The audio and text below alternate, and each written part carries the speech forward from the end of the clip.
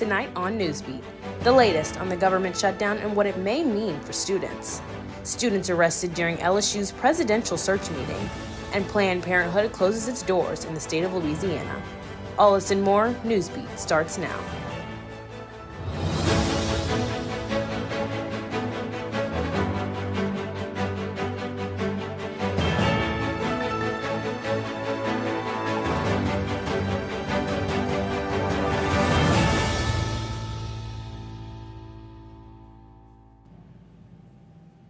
Good evening and welcome to Wednesday Newsbeat. I'm Isaiah Kirkland.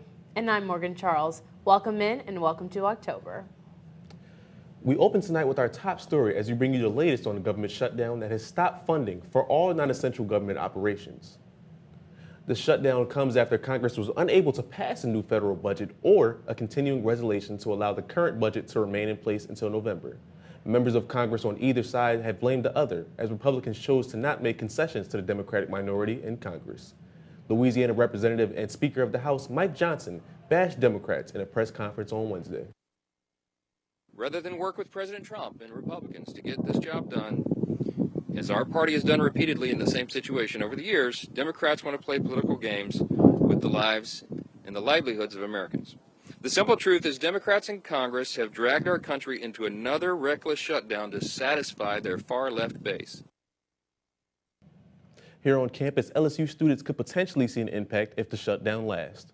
The shutdown of government organizations deemed non-essential could potentially affect FAFSA if the shutdown remains in place for long enough. And the immediate students may see more difficulty traveling for the holidays as TSA and FFA agents, while deemed essential, could miss time as they work without pay. There could be changes to how easily it is to travel in the country because of things like TSA agents not getting paid or air traffic controllers not getting paid. They still have to come to work, but if they don't get paid, they're less likely to kind of put in as much time as they otherwise would. As we continue to monitor, check our website for more details on this developing story. A protest was held on campus today protesting the potential selection of a, quote, MAGA president. 7 students protesting Louisiana Governor Jeff Landry's alleged involvement in the selection process were detained after going past their allowed speaking time during Wednesday's President Search Committee meeting. One of the 7 students has been arrested and is currently being held in East Baton Rouge Parish Jail. Outside of the meeting, students held a banner urging administration to let students be more involved in the Presidential Search Committee and demand a president that, quote, will vow to protect immigrant students, reinstate all DEI, and defend LSU against Trump's backwards agenda, end quote. The search committee currently has 1 student on it, and this 1 student does not attend the Baton Rouge campus. She goes to the Shreveport Medical campus.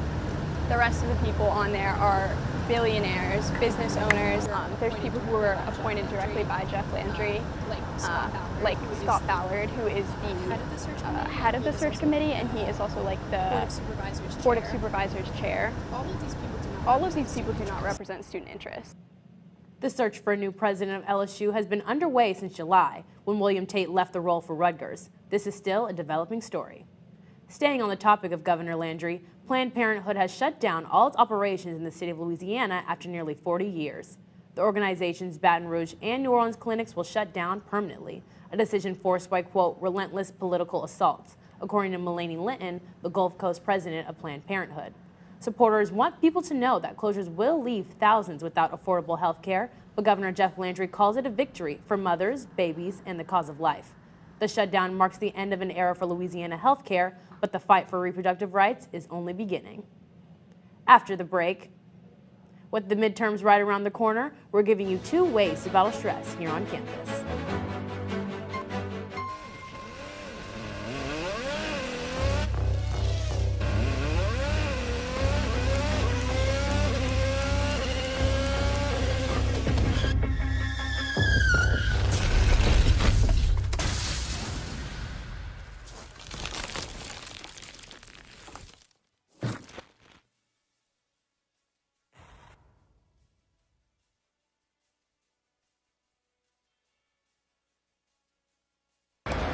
Hate is loud. It gets clicks. It gets attention. Hate, however, is actually quite small. But love is the majority. Love fills our hearts, our lives, our every day.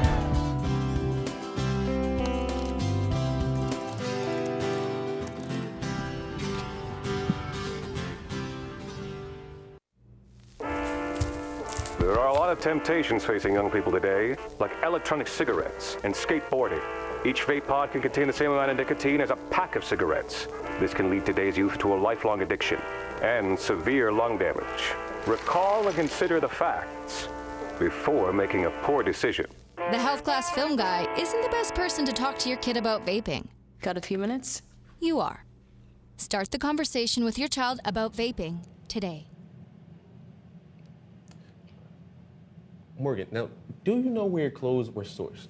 Not exactly, unfortunately. Well, it may have more of an environmental impact than you think. Jaden Cotton is joining us in the studio with how your fast fashion could be smothering the environment. Jaden? Thanks, Isaiah. That's right. As the fashion industry faces growing pressure to go green, shoppers are finding their own way to make a difference. The fashion industry accounts for nearly 10% of global warming caused by the mass production of clothing and textiles. Every single second, one truck of clothing is sent to the landfill or burned, with only 1% of clothing being recycled. But thanks to social media, more consumers are embracing sustainable alternatives, from thrift stores to clothing swaps. And for many, it's about educating others on the importance of going green. And they learn more about the influences about clothing products or clothing industry. I believe they will try, at least try their best to be more sustainable. Organizations like Go Green are also helping to promote sustainability initiatives, not only in fashion, but several environmental outreaches. That's back to you guys at the desk. College can be exciting, but for many students, it also comes with a high level of stress. According to the American College Health Association, more than 76% of college students reported experiencing moderate to high stress in the past 30 days.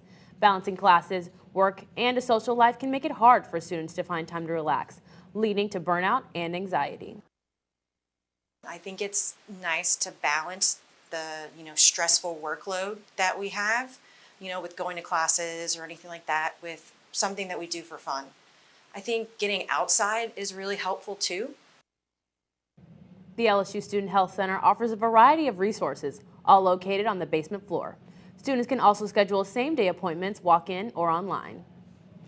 Isaiah, they say another way to combat stress is through exercise. And, that may be true, Morgan, but when students can get their workouts in varies, and it could be affecting their performance.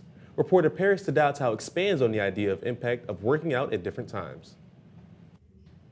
So far this week, day and night, students have gone to the gym just to get a workout in. Do you think it's better to work out in the morning or at night? Not all LSU students enjoy waking up in the morning, but as you can see, some of them wake up as early as 6 a.m. just to start their morning workouts. When exercising, the body releases endorphins, a natural chemical release in the brain that makes you energized. Warming up is important, so whether you work out in the morning or afternoon or evening or midday, it depends on being able to do a warm-up. Flexibility is a little bit easier in the afternoon and evening, because think about it, you've been walking, you've been doing a little bit more activity besides just waking up. Dr. Keys tells us that when people take long rest breaks during an exercise set, they get distracted and they don't get to maximize their workouts. When you are on your phones, not only does it disengages you from the actual what you're doing, a lot of times you're not giving your mental capacity a break. Students often find it convenient to go to the gym at night because of class schedules. Choosing to work out late can affect performance along with energy levels that the circadian rhythm regulates.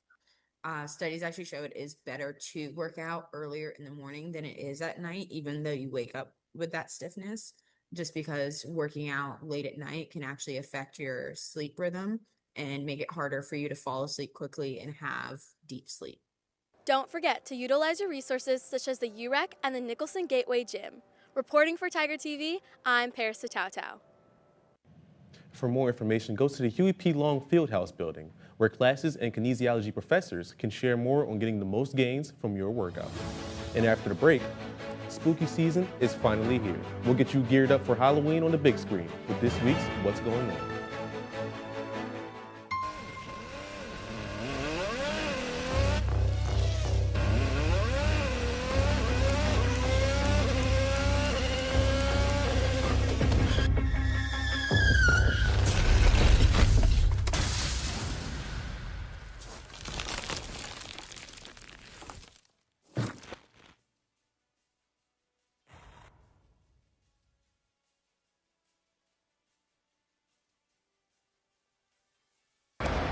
Hate is loud. It gets clicks. It gets attention. Hate, however, is actually quite small. But love is the majority. Love fills our hearts, our lives, our every day.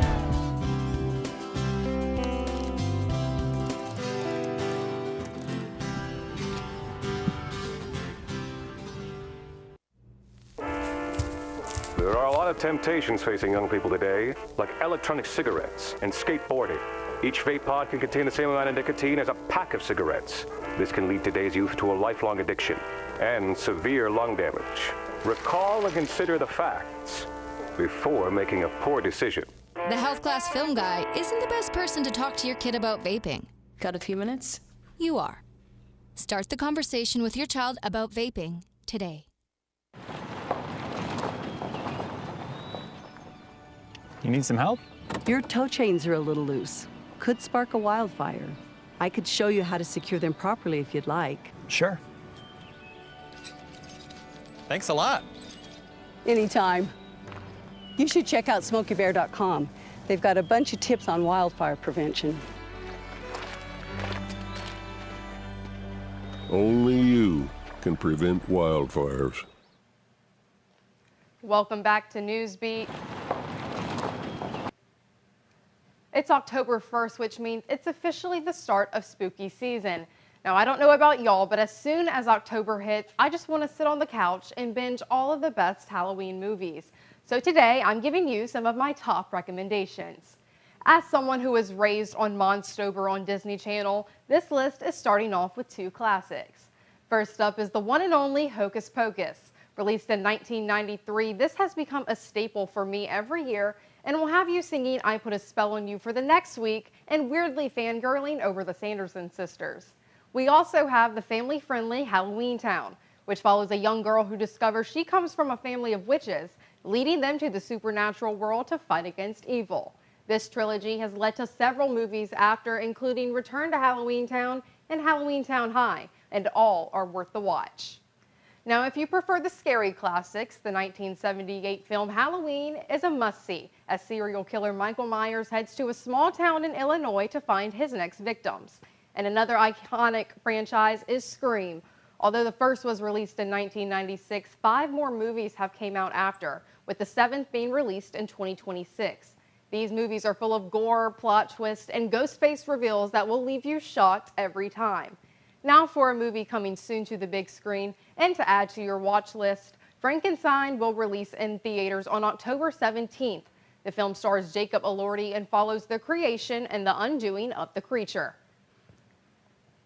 So guys, I've given you my recommendations, but what do you plan on watching this Halloween season? You had a lot of good picks, man, but I gotta go to classic. I'm a Twitches type of guy. Okay, so Disney, Yep, staying along the Disney classics. Okay, if I'm sticking with Disney, my favorite is Girl vs. Monster, fantastic. But if I'm doing something a little different, a more classic, I've never seen Hereditary, and I know it's quote unquote the best horror movie ever, so I'll be tuning into that. So you're more on the scary side? Yes, okay. absolutely. Well, I'll definitely have to try out both of those. Of course, of course. Well, that's all the time we have for tonight's Newsbeat. To stay up to date on all LSU news and sports, be sure to follow all of our socials at LSU Tiger TV. And tune into our shows every Monday through Thursday live at 5. Until next time, I'm Gracie Giat. I'm Morgan Charles. And I'm Isaiah Kirk. Have a great night.